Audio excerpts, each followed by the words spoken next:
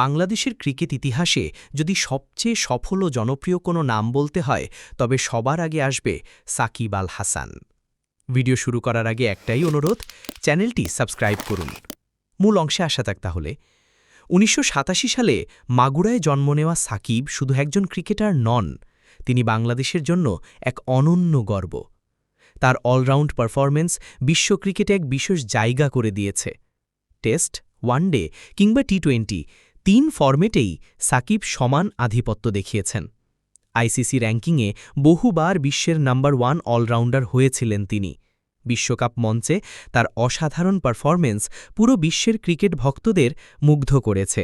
শুধু ব্যাট বা বল নয়, তার লিডারশিপ ও আত্মবিশ্বাস বাংলাদেশ দলের জন্য ছিল অমূল্য। তিনি প্রমাণ করেছেন বাংলাদেশও বিশ্ব ক্রিকেটে বড় কিছু করতে পারে। মোট কথা, আজকের প্রজন্মের ক্রিকেটারদের জন্য সাকিব আল হাসান এক অনুপ্রেরণা। তার পরিশ্রম, প্রতিভা ও দৃঢ় মনোভাব ভবিষ্যৎ প্রজন্মকে শেখায় যদি স্বপ্ন থাকে তবে তা বাস্তবায়ন করা সম্ভব। সাকিব শুধু একজন ক্রিকেটার নন, তিনি বাংলাদেশের ক্রিকেটের এক জীবন্ত কিংবদন্তি।